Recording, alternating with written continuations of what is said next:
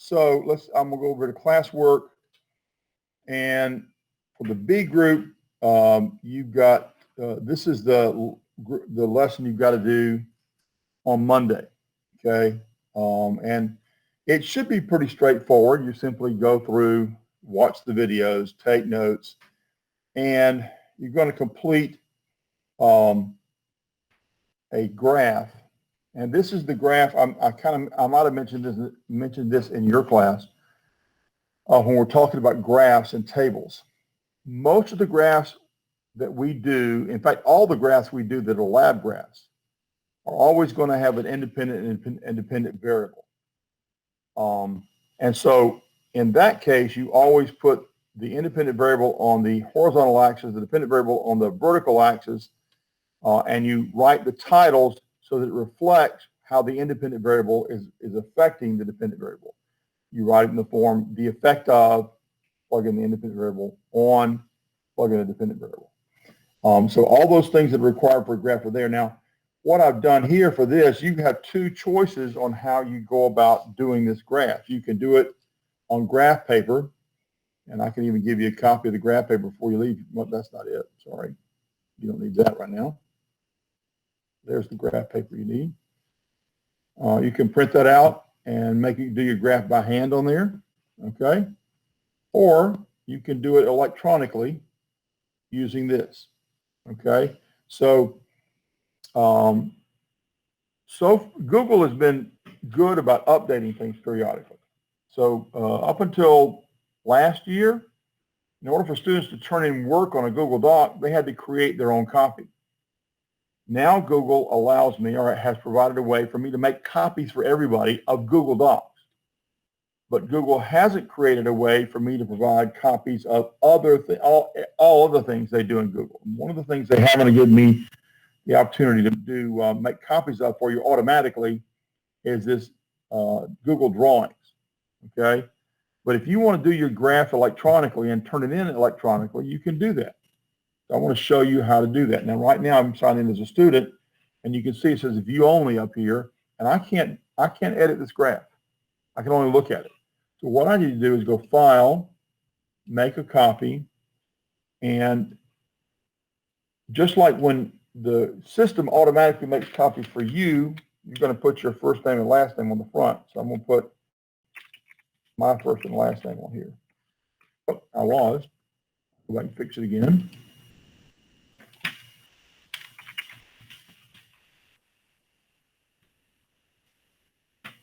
And I don't need all this. I just need to say that much. Okay, so my name and the name of the assignment. That makes sense? So I've made a copy for me.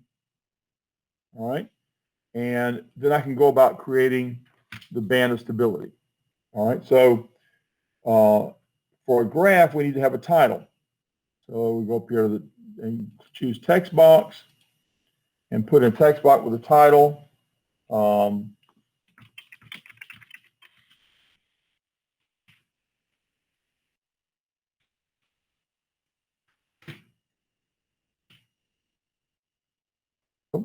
I accidentally clicked caps lock.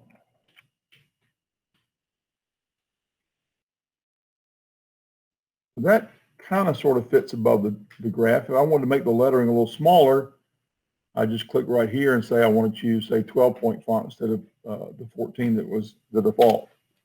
Okay? I'm going to set it up above the graph. All right? So there's a title. Okay? I need to label my axes. Now, when you watch the video on this, you'll figure out how to do your own. But let's say I want to do a text box, and I know that 14-point font is going to be way too big. So I'm going to choose to make this smaller. I'll click that until I want to go down to, I don't know, let's say I'm going to do 10. Okay? So I can mark my axes or my number line on the bottom like that. Now the easy thing to do is to copy this same box over and over. I think it is anyway. Copy this box over and over again. And if it doesn't line up perfectly in the right place, you can simply grab it, like watch I can grab it like this when it turns to that plus sign looking thing with the arrows on the end. So I can do that to label my axes. That makes sense? And the same with the vertical axis too. Take it over here like this. And going up, keep doing that.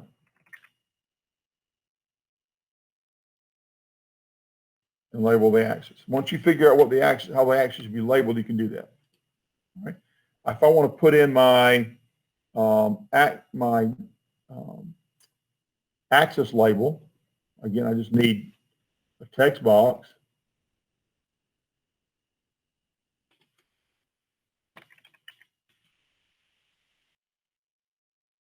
Oh, why did I do that? I don't have a clue. Okay, I hit the wrong button on my keyboard.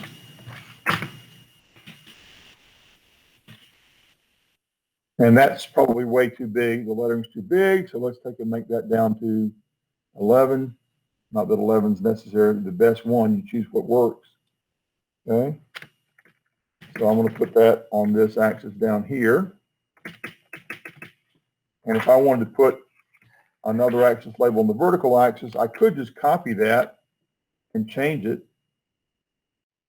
And then grab this little box right here at the top of that, and it spins it around. And so you've got a vertical axis label. Does that make sense? Of course, you don't put the same thing on both axes. It tells you in the video what you're going to be putting there. Okay. And then anytime you're doing a formal graph, you've got to have a figure label.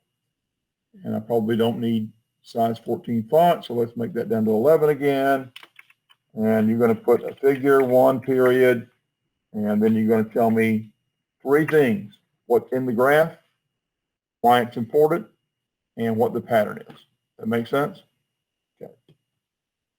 So you want the figure label to basically be the same width as the graph. So that includes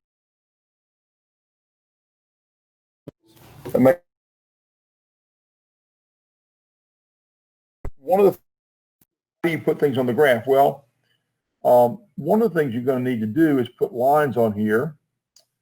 So there's the line right there. You can click this down arrow and choose line and just put a line on the graph wherever it needs to go. Maybe you don't want it to be that color. Oop, I didn't want to do 2 different lines. I wanted to take the same line, choose the arrow now, and change the line to spread it, grab it and spread it out some more. Make sure you have the line, they're called guidelines when you watch the video. I want to change the color maybe. I can go up here and choose line color and say I want gold instead of black. Okay, as a guideline. And when I need a second one, what you could do is just say copy, then paste, and then you can take that line and just move it wherever you want to move it. That makes sense? If you need a vertical line, you just go a vertical line like this. You can see how it fits on the graph pretty well, and say I want to make that color maybe this. Okay, that all makes sense what I'm doing? All right. When you get all that done, your guidelines have to be in the right place. If they're not in the right place, whether on the handwritten graph or on this digital graph here, I need to make this. Either I got to capitalize or not capitalize. I did some of these letters capitalized and some not. I'm going to fix that right now.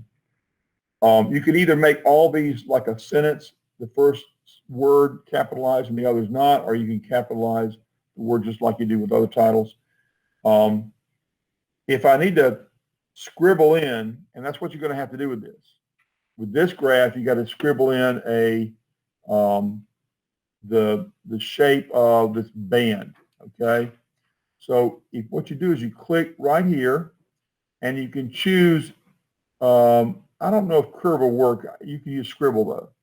Okay, so let's go here and I'll start some scribbling. Okay. Well, I don't like that. I'm going to take that out. And I'm going to do it again. All right. Maybe I want it fatter. Go up here and choose it to make it, let's say 24. Oh, that's too thick. Okay. Go and make it Say 12. Nope, that's still too thick. Maybe I'm going to make it 8. All right, maybe that's right. I don't know. You have to decide what you want it to be, okay? You can also change the color. So I might want to look purple instead of black, okay? And so when you do your scribbling then, you decide how it's going to look. That makes sense? You don't have to do one continuous scribble. You can do multiple scribbles to get what you want. Cover the space you're supposed to cover. That all make sense? So that's a way to do it electronically, and you can just turn it in. So if I'm on, this is saved automatically. If you read up here, it says the last edit was seconds ago. That means that it's been saved and everything. Go to classwork, go to the assignment, view assignment, add or create, Google Drive. And the last thing I created is right there. I click that, click insert, and I just turn in the graph. That make sense? I got to click turn in again. Now it's turned in. Okay? You could turn in more than one thing, and you're supposed to on this assignment, so it doesn't mean you have to submit only one thing. You can turn in other things. But to turn in a second thing, you've got to unsubmit and submit something else too. So if I want to add or create something else, I just unsubmit and click where my other one is, whatever it is, okay? It might be a document. Let's see, I want to close that out. Need that. Let's close that out, add or create. Go to Google Drive maybe, and find something else I've done. That would be notes maybe. Maybe I've uploaded my notes as a PDF. I don't see a PDF on here that I've done recently. Well, I'm just going to, just to show you, I'm going to click. I don't want to do that because that would show everybody's name. I'll just stick this in here for now. Okay, so you stick something else in there and save both of those. That makes sense? So hopefully Google's going to update things a bit, and eventually I'll be able to create copies of drawings for you, this template for the drawings, automatically, and you won't have to worry about making a copy and putting your name on it.